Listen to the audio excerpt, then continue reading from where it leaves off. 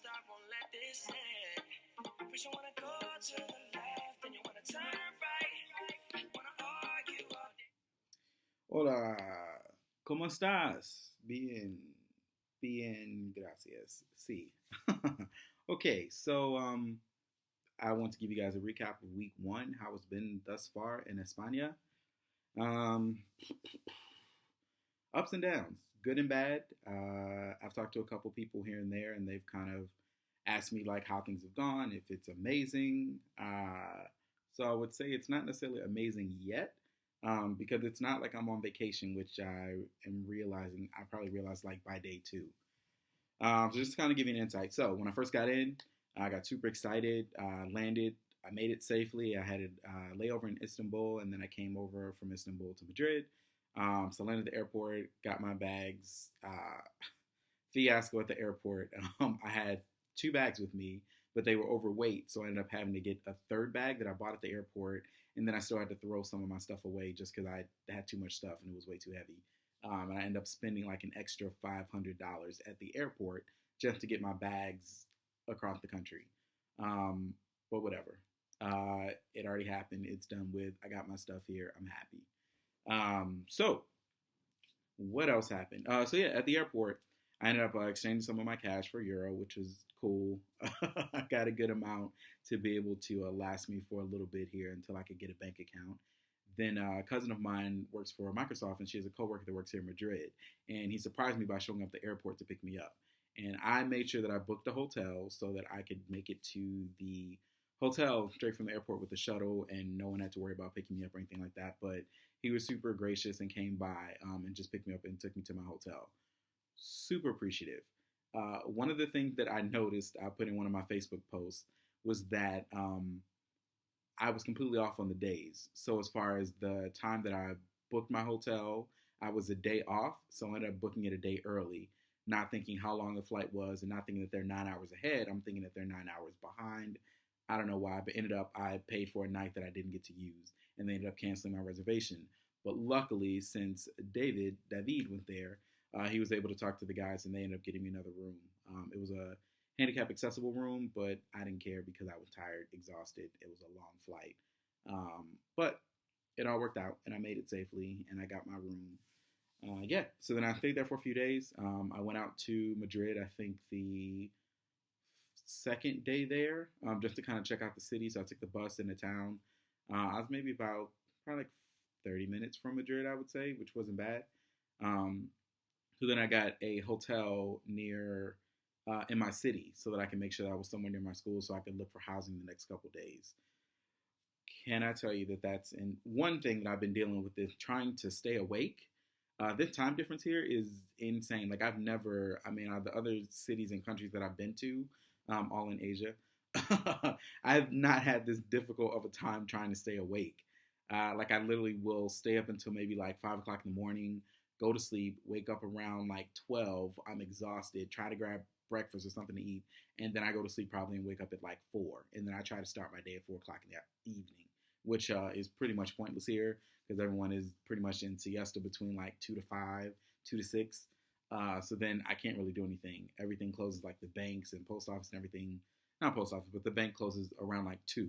So if I haven't done anything by 2 o'clock, then I'm pretty much not going to do anything for the rest of the day. And I ended up just going to get a meal by myself, which is, it's been awkward and boring. What I noticed here about food, people here, it's a big social thing here when people go to eat. So when you have dinner, there's so much food that they give you here, and it's for such a low price. And alcohol for days. Wine is like water here. So it's like you sit down at a table and they're like, what do you want to drink? And usually the first thing out your mouth isn't water. It's I'd like some type of wine.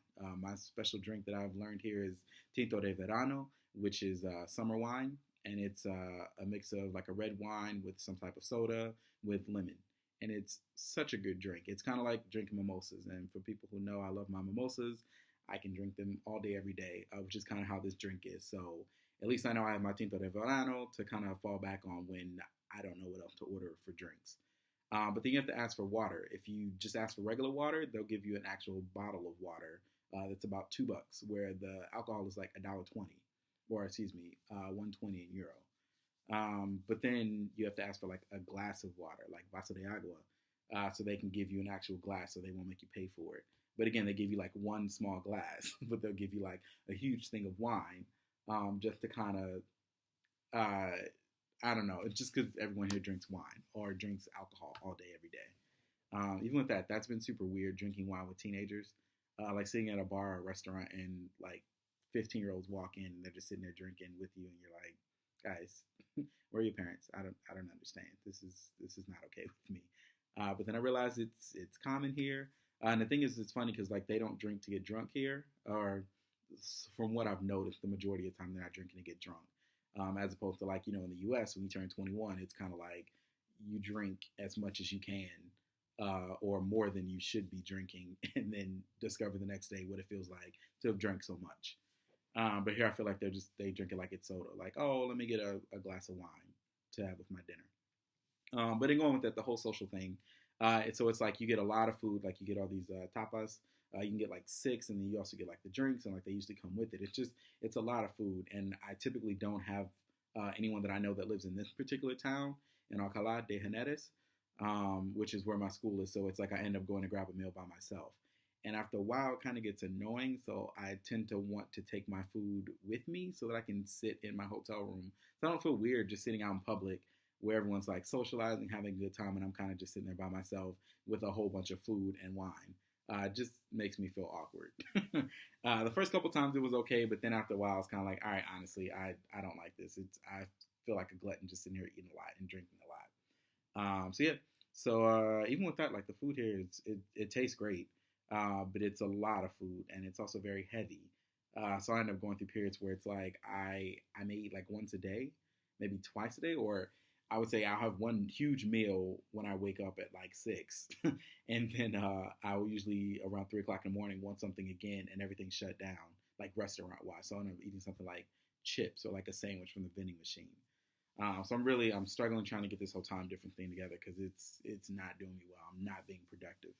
Um, but I will say I have accomplished a few things. I got a bank account the other day, um, which was a challenge. It's so funny, like everything here, like your everyday errands are what I would say probably frustrates me the most. Because I love like there is this sense of culture and like all these new things and experiences, but I can't necessarily enjoy those at the moment because I'm trying to figure out my everyday responsibilities first. So like just going to the post office or the bank, like you have to learn, um, like what is a post office good for? What's a bank good for? What are the hours of them? What's the protocol once I get inside? Like all that is just one thing, but then on top of that, it's all in Spanish. So it's like my Spanish isn't that good yet. So I end up just going there, speaking like a 4-year old, saying things like letter, um, mail, um, far, uh, America.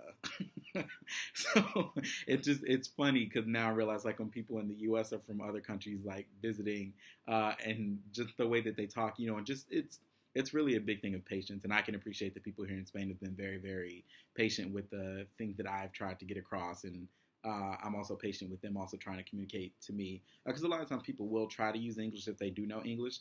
Then if not, they end up just speaking in Spanish and they may speak a little slower, or they will just repeat their words. Oh man, it's very funny and interesting, but I can't wait till like 6 months from now when I'm actually more comfortable in Spanish and I can just go out and kind of just speak things as I know them. Like I'm familiar enough with Spanish where I can understand what's going on, but I get super nervous about speaking it because I feel like I'm either pronouncing it wrong or it may not necessarily be something that's like Spain Spanish, which sometimes people will correct me on. Something that threw me off here. Everyone has always learned in Spanish class in school, el baño is bathroom. Not here in Spain. I haven't seen any signs yet that say el baño, but supposedly there are some somewhere. But here I think it's called aesos, or aeso, which is the bathroom. Um, yeah, completely threw me off. I'm going around being like, ¿Dónde el baño? And people are looking at me like, ¿eh? No entiendo. So that's yeah. Again, that's one of the small things that has become a bit of a challenge here. As far as looking for an apartment, so I had 2 appointments for apartments. Went to see one of them. Uh, the gentleman's very nice, older gentleman. He said he had just sold his apartment, but he had another one that was going to be opening up the 1st of October. But I told him I was looking for something sooner than that. But if he could help me with anything else, I'd appreciate it. So he took me to a friend of his who she had an apartment that was available. Went inside this apartment. Oh my gosh.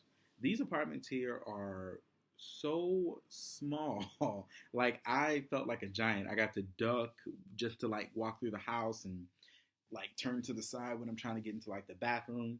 It just I wasn't comfortable with it, and I was like, but this is the European lifestyle, and things are just smaller here, so I'm gonna have to get adjusted to it. The second place I was going to see was actually further away than I wanted it to be. My school is maybe 2 blocks from the hotel that I'm staying at currently, so I wanted something within that area. But the second apartment was maybe like probably like a 45 minute to an hour walk from where my school is, which isn't terrible. But if I could find something closer, I prefer something closer. So I was like, I told the lady, I was like, oh, it's a little bit further than I want to see. And she's like, you should just check it out anyway and see how it goes. So I checked it out. The roommates in there were super nice. It's 4 roommates, 3 guys, 1 girl, 3 Spaniards, and one's from Turkey.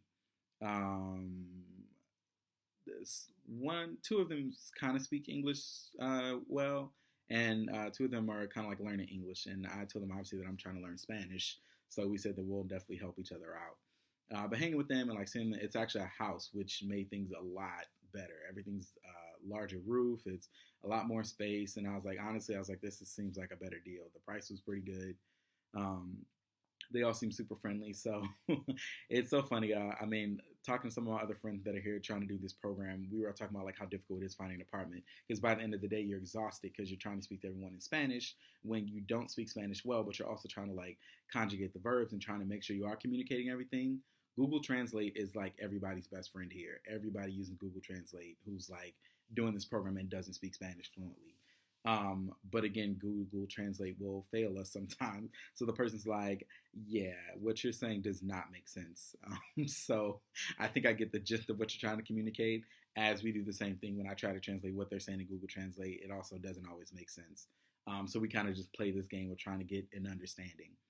But after seeing that place and it was a house and it was bigger, had roommates. Also, I'm the only American. I was like, that kind of seems like an advantage where I should be able to learn Spanish with being able to communicate with them, and then also I'm going to have more space just so I feel more comfortable. So after that day, it was just so difficult, like with the whole communication thing. Again, I was like, honestly, I was like, I did like the place. The roommates were nice, and I was like, I think I'm going to go with that one. And I was like, worst case scenario, I could always leave because there's no long term lease. It's at least a 2 month notice, which I was like, I can do it for at least 2 months if I don't like it. But if I do love it, then I found a great place. And I found out there's a bus right outside of the house, which means I can take that to work. It's about a 20-minute bus ride, which is great. So worst case scenario, it's a 45-minute walk. Best case, it's a 20-minute bus ride. So I was like, yeah, I felt pretty good with that. I went to sit on it for a couple of days just to make sure, but after talking to a couple more apartments online, and it was just too difficult. And I was like, honestly, I'm just going to go with this house. And then worst case scenario, again, I can look for another place when I have more time to look. But the landlord, she seemed super nice, very accommodating. She told me that I could move in early and not have to worry about paying ahead of time. But I told her I'd already booked a hotel for the rest of the week, just in case I didn't find something. And I figured, why not take advantage of having a hotel, having my own space for, as long as I can have it until I'm going to have 4 roommates. Because I obviously haven't had like roommates, not like that, in a really long time. Shout out to my cousin Chrissy, my most recent roommate over a year ago. What else? Yeah, I would say for the most part, the days have been okay. Like nothing horrible, nothing great. Just because I've been sleeping a lot. I mean, I sleep so much. It's insane. And maybe I also just need to sleep because I've been working and on go for like the past 2 weeks trying to prepare for this move. But yeah, I don't know. I don't feel guilty about sleeping. I was like, I don't care. Whatever. I'm getting things done. I'm being accomplished. So yeah. Let's see. Yeah, so the one bad day I did have was the day when I was looking for apartments because it was just overwhelming because at the end of the day, it's like, man, I don't feel like I got anything done. I don't feel like I have a place. I don't think I can communicate with people. Like, I just, this is going to be a challenging experience. But I keep reminding myself that this is exactly what I wanted. This is why I wanted to come to Spain. because I had my jobs that were great jobs, and it was just an everyday routine. And I really wanted something that was going to kind of throw me off, that could be beneficial to me. Having to learn a new language, having to meet new people, having to understand a brand new culture, like just it just it's overwhelming today, week one, to have all these things in front of me, but it's also going to be such an amazing story at the end of this first year. If I decide to do another year at the end of the journey, just to really be like, man, I feel so accomplished. Like I did think that I never thought I would be able to do or to be able to understand within the first week that I was here. So I'm very, very grateful and very appreciative of what's to come for sure. Um, a couple other things. Also, I did decide to settle on that apartment, or excuse me, on that house. So actually, I move in on Sunday. So I get to see all them and meet them, and hopefully they can kind of show me around. Two of them are natives of the city, Alcala. So then hopefully, I can kind of get to know a little bit more of the city and stuff like that, and they can show me around. What else? Oh, the food. I was saying how the food is super heavy. Delicious, but very heavy. I don't see vegetables anywhere, and I've been craving vegetables. I think the other day I ordered a salad somewhere, and I was so excited to get the Caesar salad. And I had this taste in my mind from what a Caesar salad tastes like in America, and this was definitely not the same thing. I mean, in America, usually I don't get a Caesar salad. I usually get something with like a nice balsamic vinaigrette because it's a little bit lighter. Oh my gosh! So this creamy, thick, filled with salad dressing salad comes out. But again, I was fiending for some kind of vegetable sauce. Like, it's great. I just want the lettuce. But then they put a huge piece of pork on top, which is funny, sliced pork, with caramelized onions and chicken as well.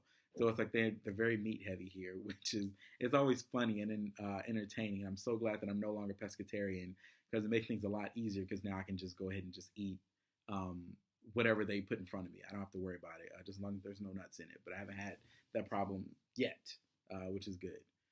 Um, let's see what else has been going on. Oh, I finally had my orientation.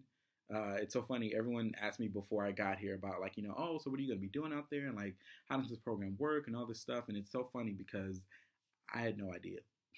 One thing I know is that I was going to be a teaching assistant, but I don't know specifically what I'm going to do or how it works. So we finally had orientation the other day, and it brought up so much clarification on things and how this process works and what we're going to be doing specifically.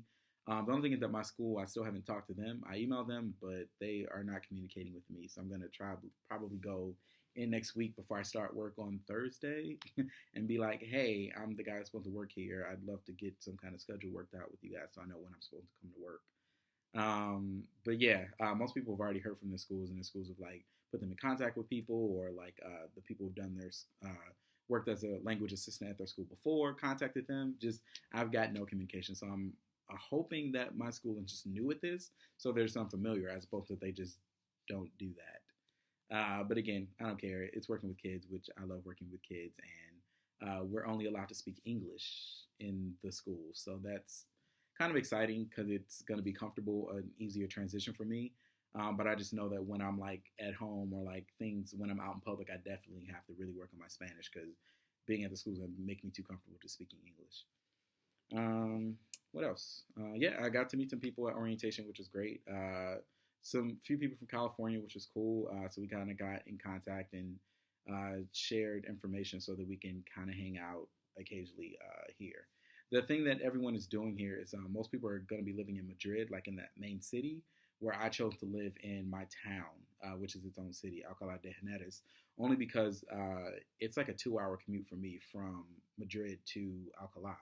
And there's no way that I was going to commute 2 hours there, work for 4 hours, and then commute 2 hours back. That's pretty much I'm commuting the same amount of time that I work. And I feel like that's not worth it when I could always just get off work and then go and hang out in the city. So that's my game plan. But everyone's always like, oh, well, it's so much easier because we're going to hang out in the city every night. And I was like, honestly, I don't have to. Because I have my own city. It's a university town, which means there's a lot of like shops, restaurant, museums. Like there's a lot of things in my city.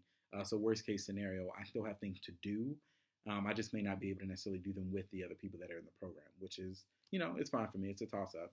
And then again, worst case scenario or other scenario is if I decide that I really do want to live in Madrid, I can leave my house and go live in Madrid and just make that commute, which I don't think I'm probably going to do. but we'll see how it all works out.